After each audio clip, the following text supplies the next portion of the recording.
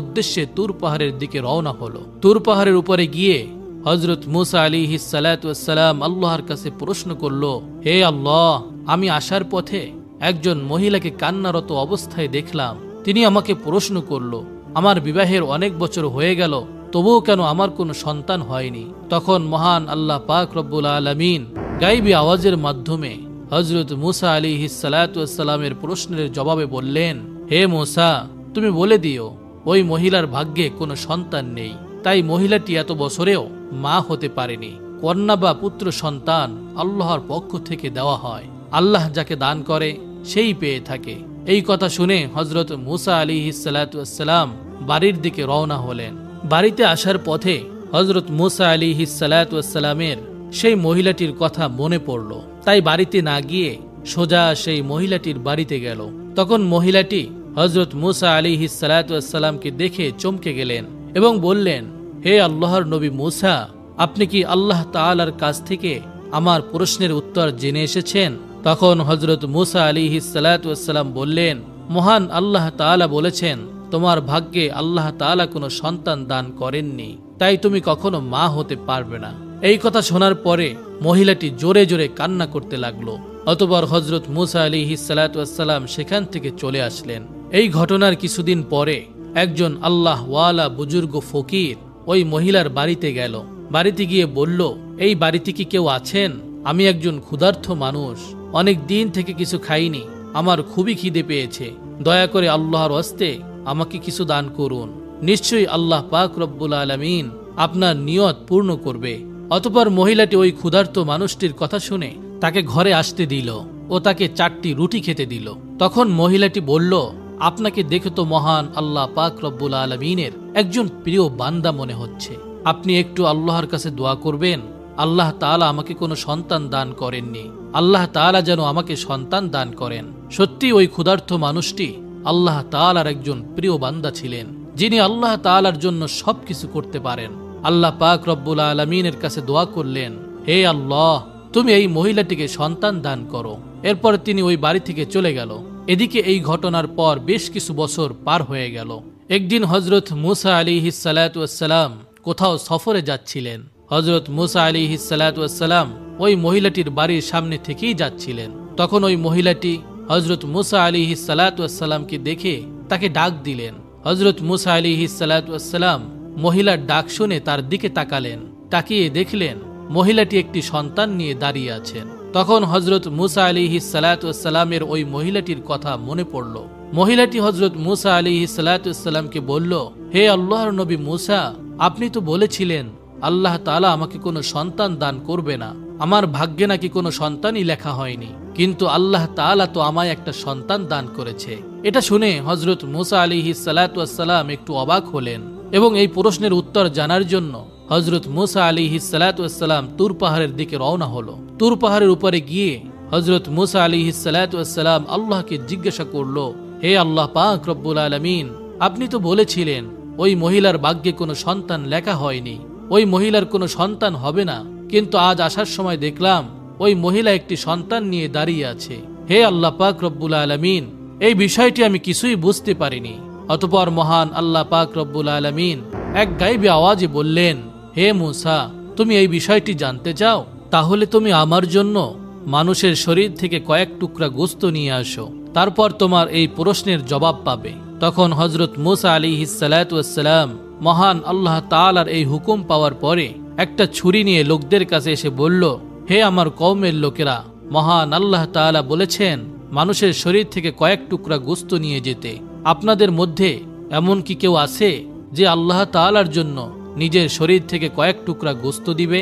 কিন্তু কেউ নিজের শরীর থেকে গোশত দিল না, বরং বলল, আল্লাহর নবী মূসা পাগল হয়ে গেছে, আল্লাহ তাআলা মানুষের শরীরের গোশত দিয়ে কি করবে? সে মনে হয় পাগল হয়ে গিয়েছে, তাই মানুষের গোশত চাচ্ছে। তখন হযরত মূসা আলাইহিস সালাতু ওয়াস সালাম অত্যন্ত চিন্তিত এবং পেরেশান হয়ে এদিকে ওদিকে ঘুরতেছিল। হযরত মূসা আলাইহিস সালাতু ওয়াস সালাম যখন মানুষের শরীরের গোশত না পেয়ে বাড়ির দিকে ফিরে যাচ্ছিলেন, তখন হঠাৎ একজন বুজুর্গ ফকির পিছন থেকে ডেকে বলল, হে আল্লাহর নবী মূসা, তোমার কি হয়েছে? তোমাকে এমন চিন্তিত এবং পেরেশান দেখাচ্ছে কেন? তখন মূসা আলাইহিস সালাতু ওয়াস সালাম সেই ফকিরের কাছে এসে বলল, মহান আল্লাহ পাক রব্বুল আলামিন আমাকে মানুষের শরীরের গোস্ত নিয়ে যেতে বলেছিল, কিন্তু কোনো মানুষ তার নিজের শরীরের গোস্ত দিতে রাজি হয়নি। তখন বুজুর্গ ওই ফকির হযরত মুসা আলাইহিস সালাতু ওয়াস সালামের মুখে এই কথা শোনা মাত্রই তার কাছ থেকে ছুরি নিয়ে নিজের শরীর থেকে কয়েক টুকরা গোস্ত কেটে হযরত মুসা আলাইহিস সালাতু ওয়াস সালামের কাছে দিয়ে চলে গেল। এটা দেখে হযরত মুসা আলাইহিস সালাতু ওয়াস সালাম একটু অবাক হয়ে গেলেন। অতঃপর হযরত মুসা আলাইহিস সালাতু ওয়াস সালাম মানুষের গোস্ত নিয়ে তুর পাহাড়ের উপর চলে গেল।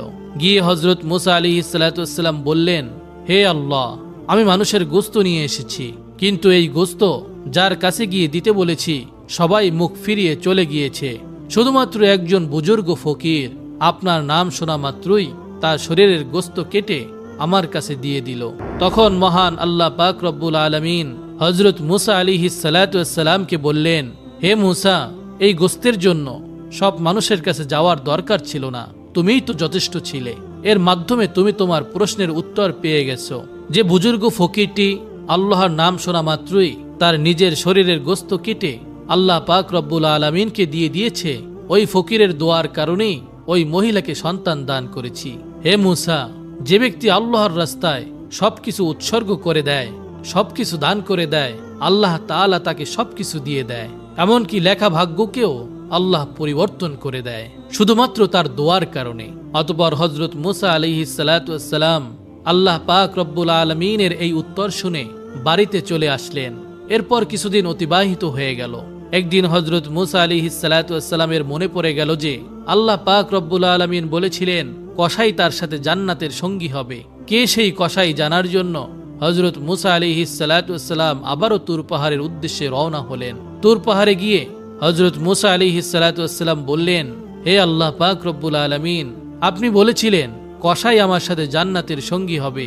আমি জানতে চাই সে কসাই কি এমন আমল করে যে আমলের কারণে জান্নাতে আমার সঙ্গে থাকবে। অতঃপর আল্লাহ তাআলা গায়বী আওয়াজের মাধ্যমে সেই কসাইয়ের ঠিকানা বলে দিলেন। অতঃপর পরের দিন হযরত মুসা আলাইহিস সালাতু ওয়াস সালাম দীর্ঘ পথ অতিক্রম করে সেই কসাইয়ের ধারে উপস্থিত হলেন। কিছুক্ষণ পরে মুসা আলাইহিস সালাতু ওয়াস সালাম দেখলেন কসাই কিছু গোস্ত নিয়ে তার বাড়ির পথে রওনা দিলেন। এক পর্যায়ে তার বাড়িতে পৌঁছে গেলেন। হযরত মুসা আলাইহিস সালাতু ওয়াস সালাম দূর থেকে তার বাড়িটিকে লক্ষ্য করে সেদিনের মতো সেখান থেকে চলে গেলেন। পরের দিন হযরত মুসা আলাইহিস সালাতু ওয়াস সালাম আবারও সেই বাড়িতে গেলেন এবং বললেন, বাড়িতে কি কেউ আছেন? আমি একজন মুসাফির, কিন্তু বাড়ির ভিতর থেকে কোনো উত্তর এলো না। তখন হযরত মুসা আলাইহিস সালাতু ওয়াস সালাম ভাবলো আসলেই বাড়িতে কেউ নেই। অতঃপর হযরত মুসা আলাইহিস সালাতু ওয়াস সালাম আবারও সেই কসাইয়ের দোকানে উপস্থিত হলো। দূর থেকে লক্ষ্য করলেন কসাই যখন গোস্ত কেটে একটি ভালো গোস্তের টুকরা তার পাশে রেখে দিল, তখন একজন ক্রেতা বলল, ভাই কসাই, আমাকে তোমার পাশে থাকা ওই গোস্তের টুকরাটা দাও, বিনিময়ে তোমাকে অতিরিক্ত দাম দেওয়া হবে। তখন কসাই বলল, আপনি আমাকে যতই দাম দেন না কেন, এই গোস্তের টুকরা আমি দেব না, ভাই এটি আমার বাড়িতে নিয়ে যাব। তখন হযরত মুসা আলাইহিস সালাতু ওয়াস সালাম মনে মনে ভাবল, বাড়িতে তো কেউ নাই, কসাইকে যখন ক্রেতা গোস্তের বিনিময়ে অতিরিক্ত দাম দেওয়ার কথা বলছে, তা সত্ত্বেও কসাই কেন গোস্ত দিচ্ছে না? এটা হযরত মুসা আলাইহিস সালাতু ওয়াস সালাম বুঝতে পারলেন না। অতঃপর ক্রেতা যখন গোস্ত নিয়ে চলে গেল, তার কিছুক্ষণ পর কসাই দোকান বন্ধ করে পাশে থাকা ওই গোস্তের টুকরা একটি ব্যাগে করে বাড়ির দিকে রওনা হলেন। এটা দেখে হযরত মুসা আলাইহিস সালাতু ওয়াস সালাম তার পিছে পিছে রওনা হলেন। কসাই যখন তার বাড়িতে উপস্থিত হলেন, এমন সময় হযরত মুসা আলাইহিস সালাতু ওয়াস সালাম ঘরের বাইরে থেকে আওয়াজ দিয়ে বললেন, বাড়িতে কি কেউ আছেন? আমি একজন মুসাফির বলছি। তখন কসাই বাইরে এসে হযরত মুসা আলাইহিস সালাতু ওয়াস সালামকে জিজ্ঞেস করলেন, ভাই আপনি কে? আপনাকে তো ঠিক চিনতে পারলাম না। তখন হযরত মুসা আলাইহিস সালাতু ওয়াস সালাম বললেন, আমি একজন মুসাফির, আজ রাতটুকু আপনার বাড়িতে আমাকে কি আশ্রয় দিবেন? কাল সকাল হলেই আমি আমার গন্তব্যের দিকে রওনা হব।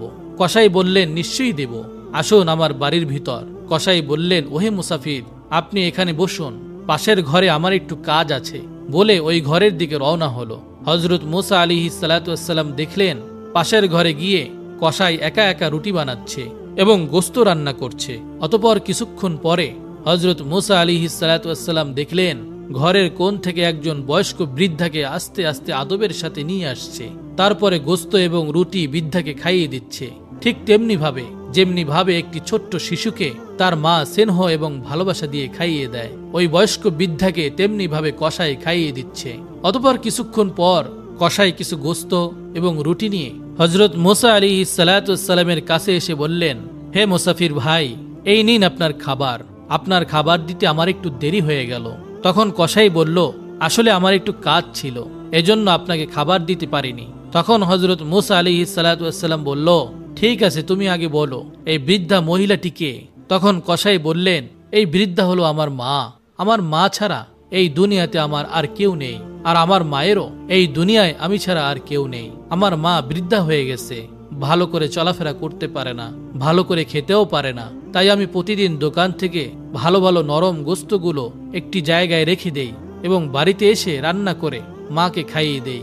এই কথা বলার পরে কসাই সেখান থেকে চলে গেলেন। হযরত মুসা আলাইহিস সালাতু ওয়াস সালাম কসাইয়ের মায়ের প্রতি এমন ভক্তি, শ্রদ্ধা এবং ভালোবাসা দেখে হতভম্ব হয়ে গেলেন। অতঃপর হযরত মুসা আলাইহিস সালাতু ওয়াস সালাম পাশের ঘর থেকে লক্ষ্য করে দেখলেন তার বৃদ্ধা মা চোখের পানি ছেড়ে দিয়ে কান্না করে দুটি হাত তুলে আল্লাহর দরবারে দোয়া করতে লাগলেন, ওগো আল্লাহ, তুমি রহমানুর রহিম, গফুরুর রহিম, তুমি সবকিছুরই খবর রাখো। পৃথিবীতে এমন কিছু নাই যার খবর তুমি রাখো না। আমার ছেলে কসাইয়ের সেবায় আমি খুশি। আল্লাহ গো, মা হয়ে আমি তোমার দরবারে আমার ছেলের জন্য দোয়া করছি। এই বনি ইসরাইলের সবচেয়ে বড় পয়গম্বর হযরত মুসা আলাইহিস সালাতু ওয়াস সালাম, হে আল্লাহ, দয়া করে মেহেরবানি করে আমার এই কসাই ছেলেকে হযরত মুসা আলাইহিস সালাতু ওয়াস সালামের সাথে জান্নাতে দিও। অতঃপর হযরত মুসা আলাইহিস সালাতু ওয়াস সালাম পরের দিন সকালবেলা কসাইয়ের কাছ থেকে বিদায় নিয়ে বাড়িতে না গিয়ে তুর পাহাড়ের দিকে রওনা হলো। তুর পাহাড়ের উপর গিয়ে হযরত মুসা আলাইহিস সালাতু ওয়াস সালাম বললেন, হে আল্লাহ, আমি কসাইয়ের বাড়িতে গিয়ে দেখলাম কসাইয়ের শুধু তার মায়ের প্রতি অতি ভক্তি, তার মায়ের সেবা ছাড়া আর তেমন কোনো আমল করতে দেখতে পাইনি। তখন মহান আল্লাহ পাক রব্বুল আলামিন বললেন, হে মুসা, তুমি জেনে রাখো যে আমলের কারণে কসাই তোমার সাথে জান্নাতে যাবে সেটা হলো তার মায়ের প্রতি ভক্তি ও তার সেবা। তার মা কান্না করে চোখের পানি ছেড়ে দিয়ে তার ছেলে কসাইয়ের জন্য দুটি হাত তুলে দোয়া করেছে, কসাই যেন নবী মুসা আলাইহিস সালাতু ওয়াস সালামের সাথে জান্নাতে যেতে পারে। আল্লাহ তাআলা কখনো মায়ের দোয়া ফেরত দেয় না। হে মুসা, কসাইয়ের আসল আমল হলো তার মায়ের প্রতি এমন ভক্তি ও সেবা, মায়ের প্রতি এমন স্নেহ ও ভালোবাসা, যার কারণে কসাই তোমার সাথে জান্নাতে যাবে। এমনি ভাবে বয়ে যায় সময়ের পর সময়। ইতিমধ্যে আল্লাহ তাআলার দেয়া সমস্ত আদেশ দায়িত্ব সহকারে পালন করেছেন হযরত মুসা আলাইহিস সালাতু ওয়াস সালাম। এবার বিশ্রামের পালা। তাছাড়া হযরত মুসা আলাইহিস সালাতু ওয়াস সালামের বয়স হয়েছে অনেক। হযরত মুসা আলাইহিস